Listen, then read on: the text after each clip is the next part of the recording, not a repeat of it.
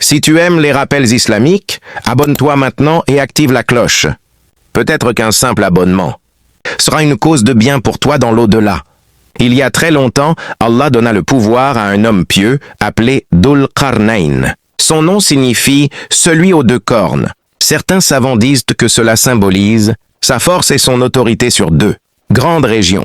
Mais ce qui rendait Dhul Qarnayn spécial, ce n'était pas seulement son pouvoir, c'était sa foi. Allah lui donna la force, une grande armée, la sagesse, les moyens de voyager très loin, mais malgré tout cela, il resta humble. Il savait que tout venait d'Allah. Beaucoup de rois deviennent orgueilleux quand ils ont le pouvoir. Mais Dhul Qarnayn disait toujours « Ceci est une miséricorde de mon Seigneur ». Le voyage vers l'ouest, Dhul Qarnayn décida d'explorer les terres. Il voyagea vers l'ouest jusqu'à un endroit où le soleil semblait se coucher, dans une mer sombre. Là-bas, il trouva un peuple. Allah lui inspira deux choix. Punir les injustes ou agir avec patience et justice. Dhul Qarnayn répondit « Celui qui fait le mal sera puni. Mais celui qui croit et fait le bien recevra une belle récompense. » Cela montre qu'il n'était pas cruel, il était juste. Un vrai leader ne suit pas ses passions. Il suit la justice. Le voyage vers l'Est. Ensuite, Dhul Qarnayn voyagea vers l'Est. Il trouva un peuple qui vivait sans protection contre le soleil. Ils n'avaient ni maison solide, ni grande construction. Malgré leur simplicité, il ne les méprisa pas. Il les traita avec équité. Il comprenait que chaque peuple a sa manière de vivre. Il continua son voyage, cherchant toujours à faire le bien. La demande d'aide et le mur, puis il arriva entre deux grandes montagnes. Un peuple effrayé vint vers lui. Ils dirent « Ô Dhul Qarnayn, Ya'juj et Ma'juj sèment la corruption sur terre. Peux-tu construire une barrière entre eux et nous ?» Ils proposèrent de lui donner de l'argent. Mais Dhul Qarnayn répondit « Ce qu'Allah m'a donné est meilleur que votre richesse. » Il ne voulait pas leur argent, il voulait les aider. Il demanda des blocs de fer, puis du cuivre fondu.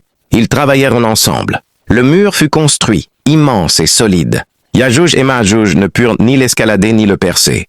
Mais Dhul Qarnayn dit « Ceci est une miséricorde de mon Seigneur. Quand la promesse de mon Seigneur viendra, il le réduira en poussière. Même cette grande construction ne durera pas pour toujours. » Les leçons pour nous aujourd'hui? L'histoire de Dhul Qarnayn nous enseigne plusieurs choses. Le pouvoir est une épreuve. La richesse ne doit pas rendre arrogant. Et la justice est plus importante que la force. Tout vient d'Allah. La fin du monde arrivera un jour. Un jour, Allah permettra à Ya'juj et Ma'juj de sortir. Ce sera un grand signe de la fin des temps. Mais ce qui est important pour nous aujourd'hui, c'est ceci.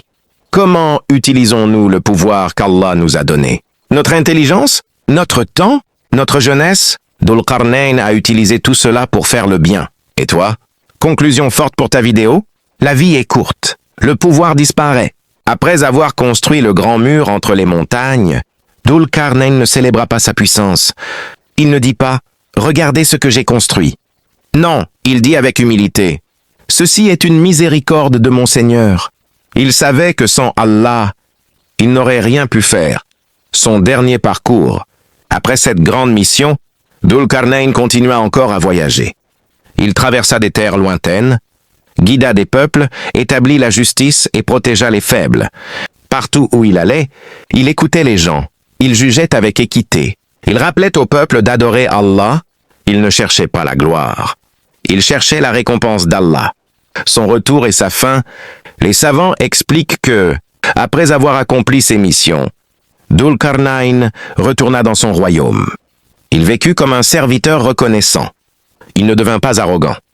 Il ne changea pas son comportement. Et comme tous les êtres humains, il mourut, même un roi puissant, même un homme qui avait voyagé aux extrémités du monde, même celui qui avait construit un mur immense. La mort arrive à tout le monde. Le mur est la fin des temps. Le mur qu'il a construit existe encore par la volonté d'Allah. Mais un jour, vers la fin du monde, Allah permettra à Ya'juj et Ma'juj de sortir. Le mur s'effondrera, et cela sera un grand signe de la fin des temps. Cela montre que rien sur terre n'est éternel. Grande leçon Dhul Qarnayn avait le pouvoir, la richesse, l'intelligence, une armée, mais il a choisi l'humilité, la justice, l'obéissance à Allah, et c'est cela qui l'a rendu grand. Phrase forte pour finir ta vidéo. Le vrai pouvoir n'est pas de conquérir le monde. Le vrai pouvoir est de rester humble devant Allah.